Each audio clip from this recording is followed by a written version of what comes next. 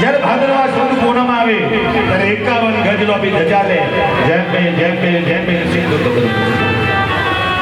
એટલે ગબરવાળી માએ વિચાર કરે કે તારી માતાને પહેરાવા હાલો નથી ને 52 ગજની ધજા લાવ્યો ક્યાં. એટલા માટે કહેવાય કે ઉમરા મૂકી ડુંગરા પૂજવા ન જવાય. માતા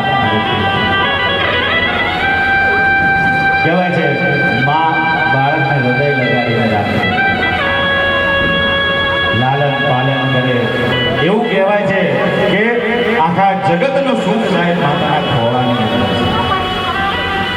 ગમે તેવા થાકીને આવો ને સાહેબ, 2 મિનિટ ખાલી એના ખોળામાં માથું મૂકીને બેસો ને, ગમે તેવો થાક હોય સાહેબ.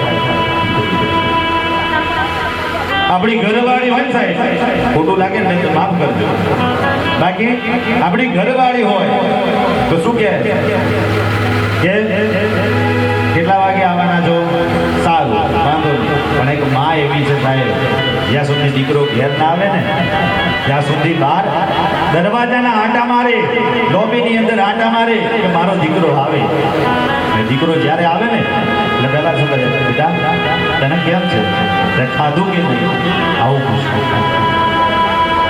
અને ઘરવાળી હોય શું કે કેટલા લાયા. સાહેબ માતા અને પિતાની અંદર આટલો ફેર છે. માં બીજા નંબરે પિતા.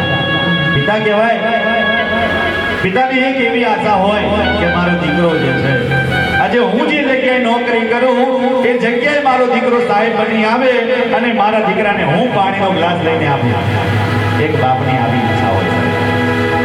એટલે સૌથી ઊંચામાં ઊંચું સ્થાન બતાવ્યું છે